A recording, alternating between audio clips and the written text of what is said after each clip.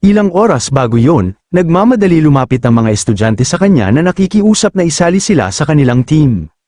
Halos magmakaawa ang buong klase kay President Ting na tanggapin sila sa kanyang koponan. Sinubukan nila itong bulahin, ngunit agad silang tinanggihan at sinabing isa na lamang ang bakanteng pwesto. Dumating ang kalahating oras, ang ibang estudyante ay nakabuo na ng kani-kanilang grupo, maliban lang sa pinakamahinang dormitoryo lamang ang naiwan, ang grupo ni Chen na tahimik lang sa tabi. Nadismaya na sinabi ni Long na nilapitan na nila ang halos lahat ng tao ngunit walang gustong sumama sa kanila. Nainis naman si Xiang Zuo dahil 4 lamang sila, hindi sila maaaring sumali sa graduation exam. Naghinala si Malong na sadyang ibinaba ang rank ni Chen upang mawalan sila ng pagkakataong makalahok. Dahil kailangan ng grupo ng isang mataas na E-rank, para bang may sinadyang pumihil sa kanila habang tahimik lang si Chen na nakikinig. Kaya napaisip siya na ang graduation test ang pinakamahalagang pagkakataon para maipakita ng mga estudyante ang kanilang kakayahan at mapansin ng malalaking guild. Sa huling pagsusulit, ang dami ng miyembro ng grupo ang nagtatakda kung gaano karaming halimaw ang kanilang makakaharap, kaya hindi na otomatikong bentahe ang pagkakaroon ng maraming kasama. Dahil dito, walang gustong magsama ng mga mahihinang estudyante na magiging pabigat lamang. Mas pinalala pa ng sitwasyon ang katotohanang ang 3 pinakamababang rank ay pawang mula sa isang dormitoryo, kaya tuluyan silang naisantabi. Lumapit ang isang estudyante kay Zuo at sinabing isa na lang ang kulang sa kanilang grupo. Sinubukan niya itong hikayatin sa pagsasabing siguradong ayaw nitong bumagsak sa graduation test dahil lamang sa pagsama sa mga mahihinang kasama nito sa dorm. Napagtanto ni Chen na kung magpapatuloy ito, malaki ang posibilidad na silang 3 wala ni isa sa kanila ang makakasali sa kompetisyon kung sasali si Xiang Zuo sa ibang grupo, dahil sila ay nasa low rank. Ngunit tinanggihan ni Zuo ang alok, matatag niyang sinabi na hindi niya kailanman iiwan ang kanyang mga roommate. Galit na umalis ang kabilang grupo habang nagrereklamo sila sa kanyang pagtanggi, ngunit binalaan pa rin sila ni Xiang Zuo na huwag maliitin ang ibang tao. Habang sinusuri ang listahan ng mga estudyante, sinabi ni Malong na halos lahat ay mayroon ng grupo at isa na lang ang kailangan nila, ngunit wala talagang gustong sumama sa kanila. Napatingin si Chen sa direktor gamit ang kanyang kakayahan, at doon niya napansin na pareho ito ng apelyido sa Student Council President. Agad niyang naunawaan ang maruruming galaw sa likod ng eksena at naisip kung talagang ganoon na lang ba kalaki ang tingin ni Gang Xuan sa kanya bilang banta. Ngunit hindi siya nawala ng pag-asa. Malakas niyang ipinahayag na tiyak na makakasali siya sa torneo at agad niyang pinakawalan ang kapangyarihan ng kanyang lightning class. Dahil lantaran ang ipinapakita ng iba ang kanilang pagkapuot sa kanya, sinabi niya sa sarili na wala na rin siyang dahilan para magpigil, habang unti-unti niyang inilalabas ang kanyang enerhiya at humahakbang pasulong, nagulat ang mga opisyal na nangangasiwa sa pagsusulit. Maging ang kanyang mga roommate ay nagtaka sa kanyang ginagawa. Naalala ni Chen na sa lahat ng paaralan para sa mga awa Kenner ay may isang espesyal na patakaran, maaaring haminin ng isang estudyante ang kahit sino anumang oras, kahit tila pagpapakitang gilas ito, isa rin itong paraan upang maipakita ang sariling lakas at makilala ng iba. Sa ganitong sitwasyon, karamihan sa mga tao ay iiwas na lamang sa laban, ngunit alam ni Chen na hindi uurong ang Student Council President. Kapag natalo niya si Ting, siguradong maraming gugustuhin sumama sa kanyang koponan. Habang papalapit siya, matalim siyang tiningnan ni Ting. Gayunpaman, walang anumang takot na tumingin siya pabalik at matatag na sinalubong ang titig nito. Sa mismong sandaling yon, may isang babae ang lumitaw sa may pintuan at tinawag si Chen. Napalingon siya nang sinabi ng babae, kung kailangan pa nito ng isang miyembro, maaari ba siyang sumali sa kanyang grupo, dahil gusto rin niyang lumahok sa graduation test ngayong taon. Ipinaliwanag ng Vice President na umabot na sa D-rank pa lamang noong nasa middle school siya, kaya hindi niya ito bibiguin kung makakasali siya sa kanyang team. Nagkagulo sa tuwa ang mga roommate ni Chen at nagtaka kung paano siya nakakuha ng ganoon kaganda at kalakas na kakampi.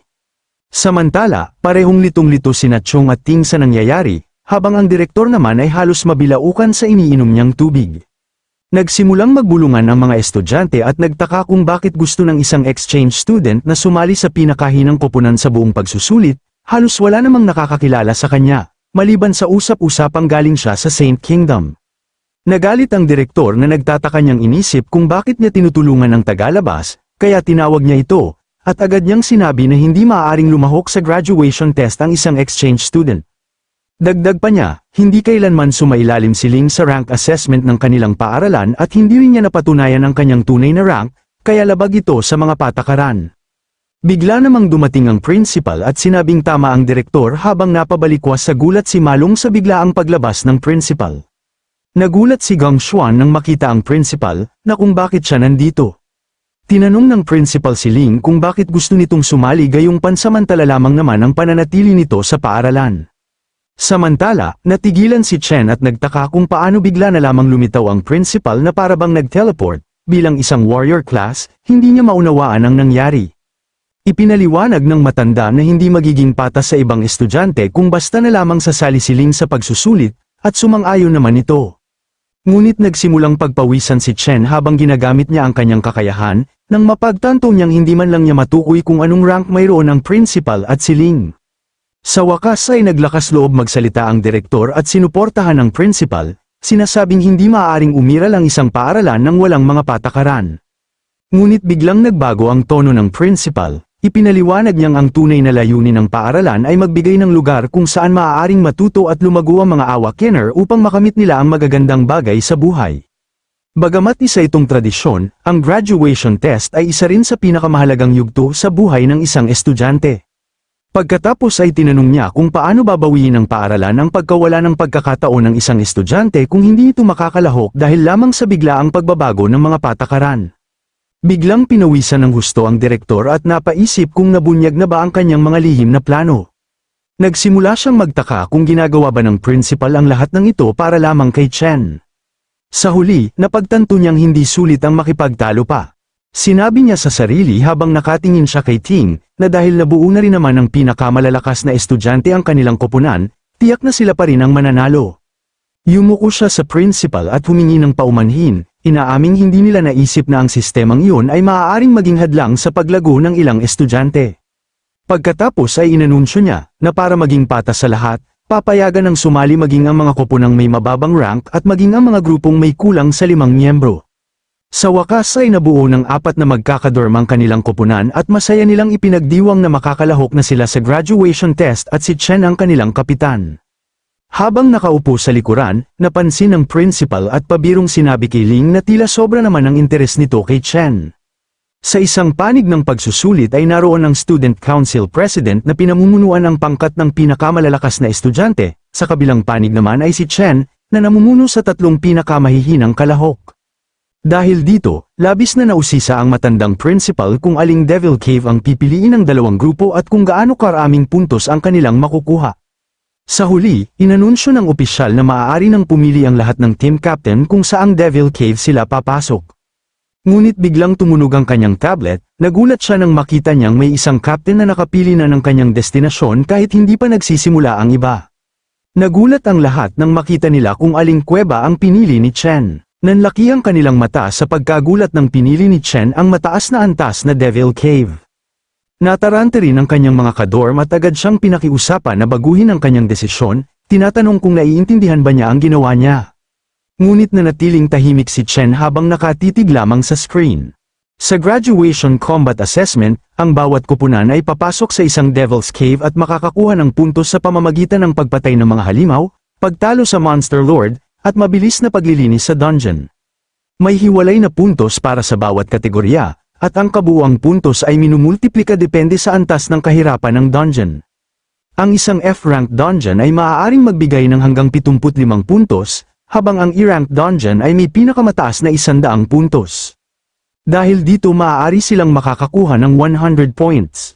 Ang koponang makakakuha ng pinakamataas na score ay magkakaroon ng pagkakataong ma-recruit ng Imperial Guild, at ang pinakamahusay na manlalaro ay tatanggap ng gantimpalang 1,000,000 won. Doon pipiliin ang MVP ng koponan, na ibabatay sa pinagsamang boto ng mga miyembro ng team at evaluasyon ng mga guro. Sa loob ng selection room, pinag-uusapan ng mga estudyante na ang pinakamataas na naitalang puntos sa kasaysayan ay 70, na nakuha ng kasalukuyang leader ng Imperial Guild, kahit ang pag-clear ng isang E-rank dungeon ay nangangailangan ng hindi bababa sa 3 mahusay na D-rank fighters. Dahil dito, iniisip ng lahat na may pagkakataon ng koponan ni Ting na malampasan ang record na yon.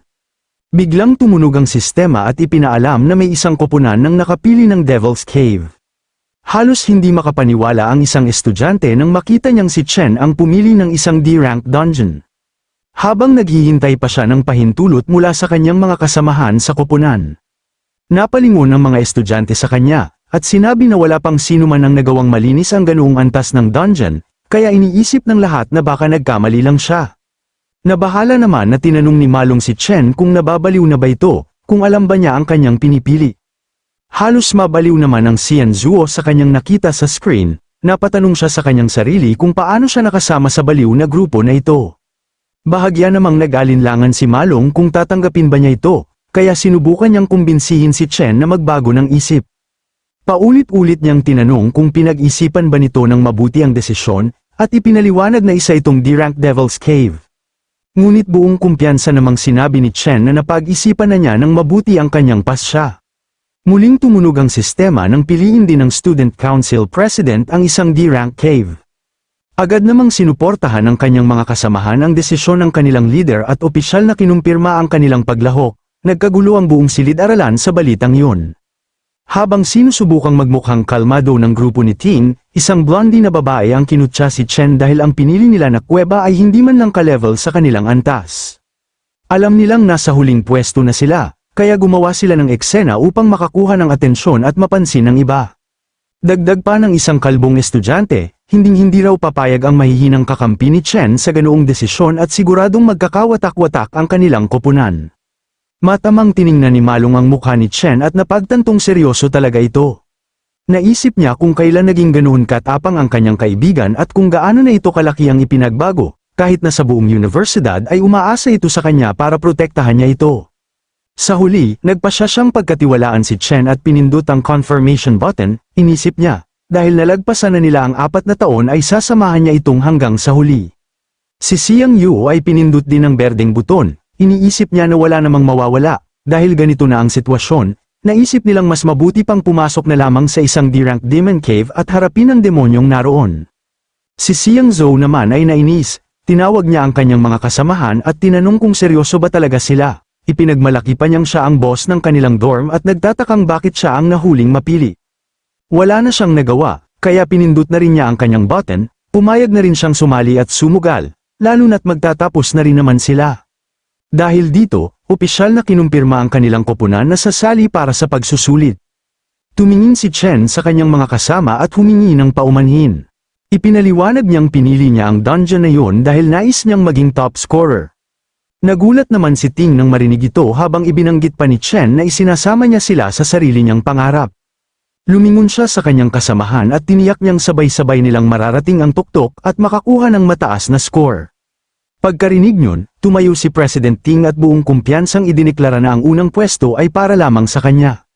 Lumingon si Chen at direkta siyang hinarap, nagpakawala si Ting ng nakakatakot na aura at sinabi na iisa lamang ang maaaring maging pinakamalakas na estudyante sa paaralan. Mula sa likuran, nagulat si Ling dahil ngayon lang niya nakita si Ting na magpakita ng ganoong katinding emosyon. Maliwanag na ngayon sa lahat ang tunggalian sa pagitan ng dalawa. Ipinagmamalaki naman ng principal ang katapangan ng mga estudyante, ngunit nag-aalala si Ling sa pagpili ni Chen ng isang D-rank cave, isang dungeon na kahit ang isang C-rank fighter ay hindi kayang linisin ng mag-isa. Bagamat maaaring makakuha ng 150 puntos mula rito, napakataas ng antas ng kahirapan nito. Bukod pa rito, hindi rin angkop ang mga kakampi ni Chen para sa ganoong pagsubok.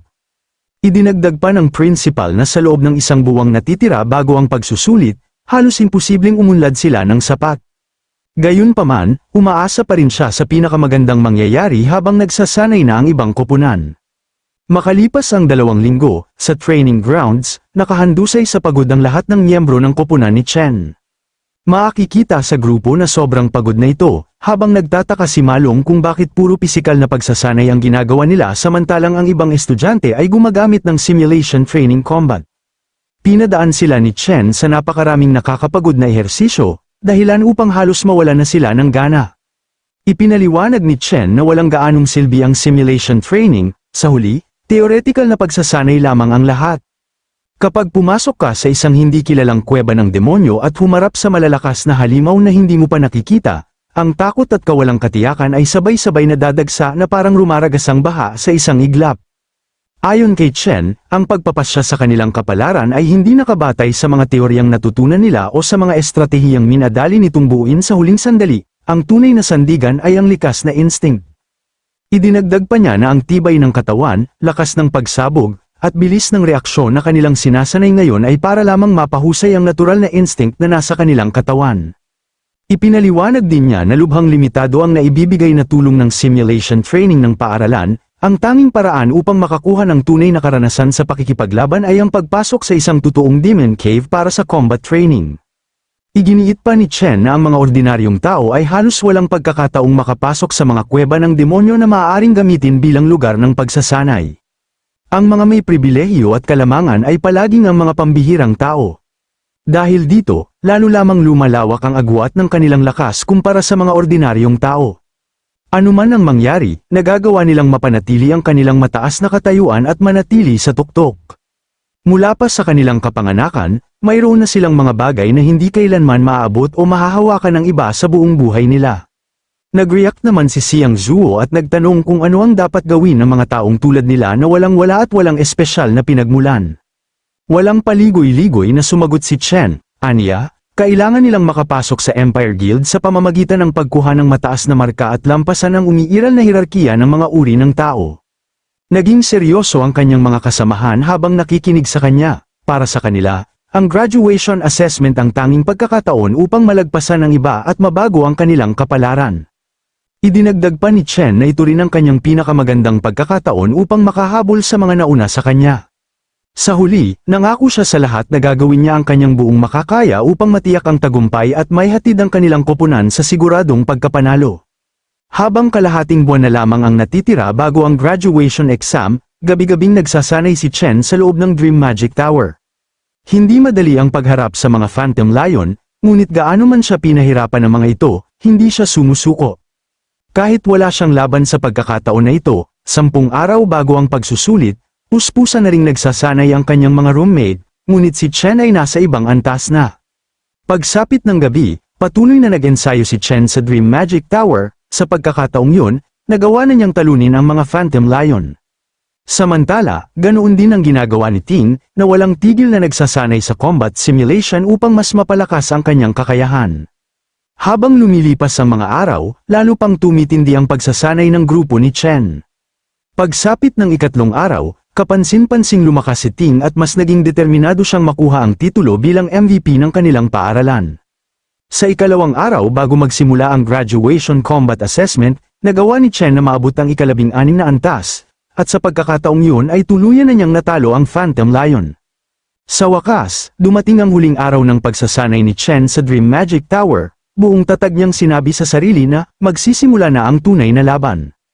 Sa araw ng pagsusulit, may isang maliit na drone na lumilipad malapit sa mga estudyante upang gabayan sila at binati sila ng robot. Naghanda na ang bawat isa, at makikitang handang-handa na ang grupo ni Chen na pumasok sa Devil Cave. Makikita rin ang kanilang matitipunong pangangatawan habang ipinapaalala ng robot na tiyaking maayos at tama ang pagkakasuot ng kanilang mga kagamitan at protective gear. Nang magbukas ang pintuan ng Demon Lair, inihayag sa lahat ng mga estudyante na opisyal nang nagsisimula ang graduation assessment. Samantala, sa labas ng National Awakener University Administrative Building, mainit na sinalubong ng principal ang isang mahalagang panauhin, ang chairman. Ito ay si Gong Lin, isa sa mga co-founder ng Imperial Guild at ama ni Gong Ting. Magalang siyang humingi ng paumanhin sa principal dahil sa kanyang pagkaantala sa pagdating.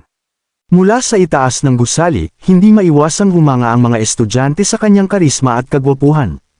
Ngunit lalo pang lumaki ang kanilang pag-uusisa nang makita nilang sinalubong ng principal at ng co-founder ng guild ang isang marangyang puting limousine. Mula rito ay bumaba ang isang lalaking may pulang buhok na nagngangalang Carl Cavendish. Nagkagulo ang mga estudyante dahil agad nila itong nakilala bilang Vice Chairman ng World Guild Alliance. Ang isang napakataas na opisyal na tulad niya ay halos imposibleng bumisita sa isang lugar na katulad nito. Ito ay dahil ang Guild Alliance ang kasalukuyang pinakamakapangyarihang organisasyon sa buong mundo. Kapag napansin ka o nabigyan ng pagkakataong makapasok dito, tiyak na mas gagaan ang iyong buhay at magiging mas maliwanag ang iyong kinabukasan. Sa loob ng VIP room, iniulat ng direktor sa espesyal na panauhin na 23 koponan ang pumili ng F-rank Demon Lair, ilang grupo ang pumili ng E-rank Lair, at dalawa lamang ang matapang na pumili ng D-rank lair. Nagulat si Sigrid, ang sekretarya ng Alliance, nang marinig yun. Ayon sa kanya, kahit ang isang D-rank team ay kailangang maghanda ng mabuti bago sumabak sa ganoong klaseng lair, itinanong niya kung talagang isinasaalang-alang ng akademya ang kaligtasan ng mga estudyante. Ipinaliwanag naman ng direktor na maaga nilang inanunsyo ang pagbabago dahil kulang pa ang mga estudyante sa praktikal na karanasan sa pakikipaglaban, karamihan sa kanila ay nasa pinakamababang E-rank pa lamang. Halos hindi pa nga nila kayang harapin ang mga ordinaryong halimaw o mobs na matatagpuan sa isang F-rank Devil Cave. Gayunpaman, inaasahan silang makipaglaban ng buong lakas laban sa isang boss monster na mas malakas pa kaysa sa mga karaniwang halimaw na may kaparehong ranggo. Sa katunayan, kailangang ibuhos ng mga estudyante ang lahat ng kanilang makakaya upang mapabagsak ang isang F-rank boss. Ngunit ayon sa direktor, ibang-iba ang sitwasyon sa isang E-rank Devil Cave. Ang lakas ng bawat ordinaryong halimaw sa loob nito ay maihahambing na sa lakas ng isang F-rank boss monster. Sa sandaling yun, may isang estudyanteng natakot ng husto at napaiyak dahil ang hamon ay higit na mahirap kaysa sa kanilang inaasahan. Idinagdag pa ng direktor na para sa karamihan ng mga estudyante, ang pagsalakay sa isang E-rank Devil Cave ay tila isang imposibleng gawain. Muling nagtanong si Sigrid kung may nakahandang proteksyon para sa mga estudyante kung sakaling maging masyadong delikado ang sitwasyon. Ipinaliwanag ng direktor na mahalaga sa akademya ang kaligtasan ng kanilang mga pinakamahuhusay na estudyante. May isang mandirigma mula sa Imperial Guild na nakabantay sa labas ng bawat lair at handang sumaklolo anumang oras. Bukod pa rito, ang wristband na suot ng bawat kalahok ay kayang i-teleport sila palabas agad kung sasuko sila o kung malalagay sa tunay na panganib ang kanilang buhay. Hanggat ang isang examinee ay magbibigay ng hudyat na sumusuko na siya sa combat assessment, agad siyang i-teleport palabas ng Demon Cave. Gayunpaman, nanatili pa ring nagdududa si Sigrid na may mga estudyanteng sapat ang kakayahan upang malampasan ang isang D-rank lair, tahimik niyang inisip kung gaano katagal kayang mabuhay ng dalawang koponang iyon sa loob. Ngunit kampante ang direktor, sa palagay niya, ang mga batang E-rank na yun ay malamang natatakbong umiyak palabas ng dungeon. Sa loob ng D-rank dungeon na napapalibutan ng naglalakihang nagyayelong mga puno, agad sila nakaramdam ng pagkabahala.